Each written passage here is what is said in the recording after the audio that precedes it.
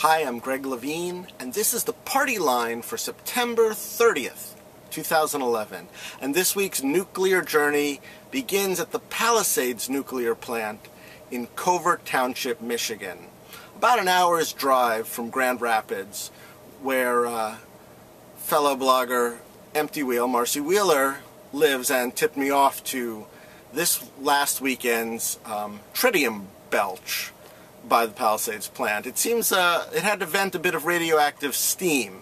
Why did it have to vent a little radioactive steam? Well, the plant scrammed when an accident, not quite sure what, maybe somebody dropped a wrench, a piece of metal, fell on a transformer, caused it to arc, shut down an electrical system that was responsible for meters and valves. That's a DC electrical system, and that caused the plant to scram. It's a pressurized water reactor. Why that then caused the belch of steam, I can't give you an exact answer, and I can't tell you how much steam was belched or exactly how much tritium was there.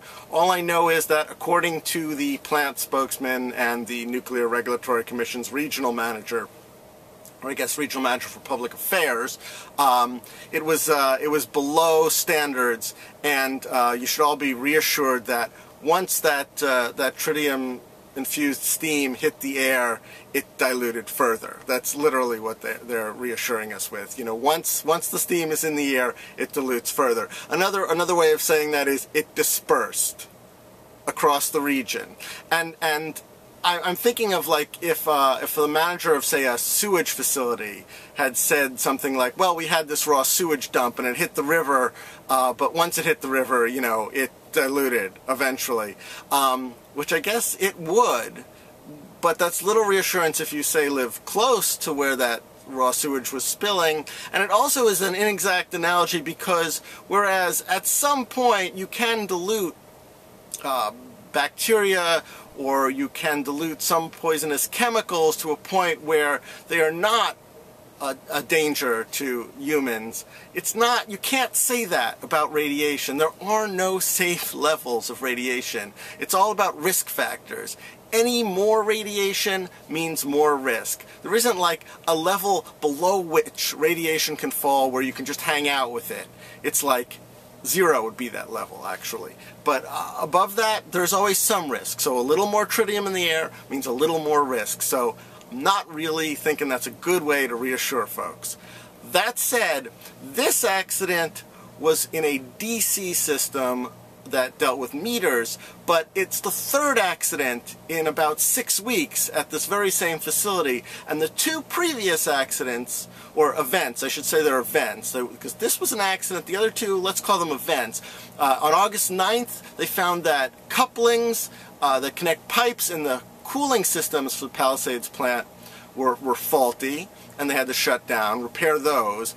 Once they got it back up and running, by mid-September they discovered a leak in the cooling system that was dumping 10 gallons of water an hour. So they had to shut it down again. And they had just restarted it. Like 5 days before, they had to scram the plant again. So this is an over 40-year-old facility at this point. It had its license renewed in 2007. It really should be done by now.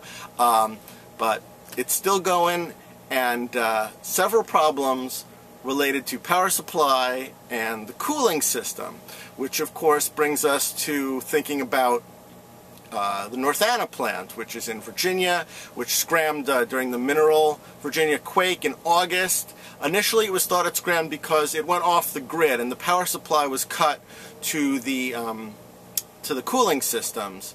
Eventually most, but not all, of the diesel backup generators kicked in. But as it turns out, the plant scrammed as the people who run this plant all breathlessly inform us now. The plant scrammed because its sensors picked up shaking first, or a fluctuation in power that indicated shaking, and so even before it went offline, it scrammed. Again, good that it scrammed, although as I often mention, scramming is not like flicking a switch. It's like slamming on the brakes when you're going 120 miles an hour. It ain't good for the facility to have to do an abrupt stop. And even after the stop, you still need to cool the core, and frankly you still need to cool the spent fuel that's in pools, no matter what the situation. okay, so it wasn't a loss of power to the cooling system. It was shaking this time, and as we've also noted, shaking beyond what the plant was designed for. But again, both of these incidents bring attention to what I've come to call the light-water paradox, which is that you need a steady stream of electricity in order to safely provide a steady stream of electricity. And it's kind of a perpetual motion machine joke, but it's a very distinct problem, which is that you need to operate this active cooling system, and that active cooling system needs energy to make it go. You need to pump water through the core to keep it cool. And again, I will stress, you also need to pump water into the spent fuel pools. Of course, we experienced problems like this in Japan, where the cooling systems failed after the quake and the tsunami, and we had meltdowns and melt-throughs in reactors at Fukushima Daiichi. I'll get to this in a minute, actually. That's not the only problem. Or it's only one aspect of the problem. There's all really the biggest news, frankly, of the week was a hearing, Nuclear Regulatory Commission, about permits to be issued for what is called Plant Vodal, which is in Georgia, and right now has 2 pressurized water reactors, and they would like to build 2 more pressurized water reactors. And the federal government has already provided loan guarantees to the tune of $8.3 billion, assuming they get permits to build these new reactors. And the review is a little more intense because there's actually a new design to these new reactors. The Vodal reactors are what are called, the proposed Vodal reactors are AP1000s. This design, it's a Westinghouse Electric design, it's also a pressurized water reactor, but it contains these innovations, let's call them. One is that there is a sort of dump tank stationed above the reactor core that contains water, cooling water, that in the event of emergency can be used to keep water in the containment vessel for up to, they say, 72 hours. And there will be no electricity needed because gravity will do the work and will just draw the water down into the core. The other thing is that the containment vessel around the core, rather than the combination of reinforced concrete with a metal liner, will be an all-steel affair. So theoretically it will dissipate some heat just through the convection. So this design, right off the bat, admits the flaw in all the light water reactor designs. And by the way, light water reactors make up 100% of the nuclear reactors in the United States. So right away it's saying, yeah, we've got this problem, you need electricity to make electricity safely in a light water reactor. So theoretically we're going to address it here by putting in 2 systems that don't require active power to keep the reactor cool.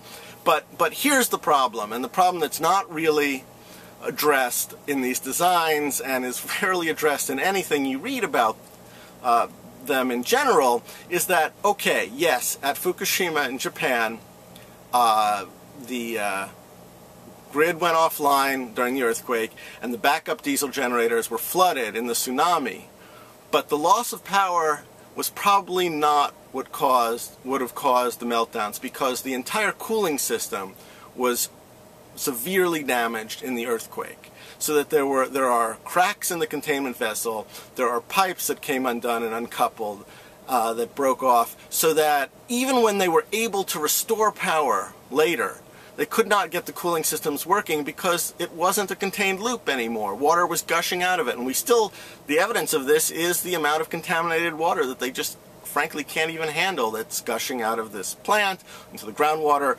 out into the sea. The system was damaged by the quake itself. So the loss of power, while that is something you do have to be aware of and take into account, is not the only problem. You also need a system that will withstand a large seismic event all by itself, regardless of the power issues.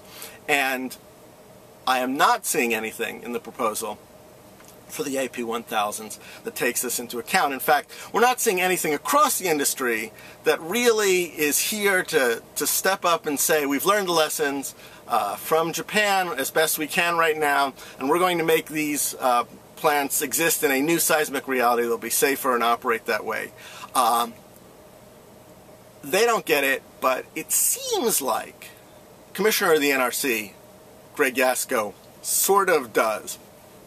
At the hearing for the Vodal permits, he did say that the permits may need to reflect the recommendations for seismic safety proposed after Fukushima. As you'll remember, the NRC put together this task force. They came up with a set of recommendations. I thought they were a little weak, but they are there, they are pending, and they are being slow-walked by the members of the committee, actually a 3-member majority of the committee, who don't really want to see them implemented.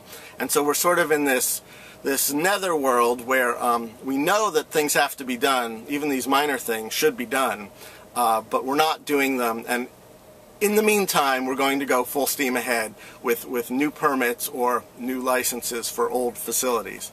And of course, that strikes me as both just insane on its face, but also politically nuts. Because here you have the leverage, right? Here, the chairman, nuclear regulators, people who oversee the regulators in Congress, the White House, even has this leverage if it wants to use it, which is that no new seismic regime, no new permits. It's really that simple. So let's get done with the seismic regime real quick instead of like the 18 months, 2 years that it will take at a minimum, and then we'll move on to getting all those permits that you really want. I mean, if there's urgency here, there should be urgency on the safety issue first. But that requires, of course, will. Which is a whole other issue. But even beyond that, just to go directly to the will thing, which is really the crux of today's post, is that even without the new task force guidelines, it's already clear that the Nuclear Regulatory Commission has the authority to make rulings based on the new seismic data. Because they have since 1996 as new information comes in, and that's pointed out by Union of Concerned Scientists David Lochbaum. But they also have just this May, when the AP 1000 designers came in and they were told to go back and provide new data based on the fact that their seismic calculations were frankly a little funky. It was a seismic consideration that forced a delay in the process and asked them to develop new data, new models. So the authority was there, they've even exercised it. It's really that cut and dried. It's all about will. It's not about any other games. But, you know, honestly, if we don't have the will at this point to turn away from nuclear and towards more affordable, sustainable, renewable, safer, more economical forms of energy, it's hard to imagine us finding the will even for these incremental moves, or maybe it should be the other way around. Maybe this is the least we should expect from our government, from our regulators, and from the industry, frankly. And that's the party line.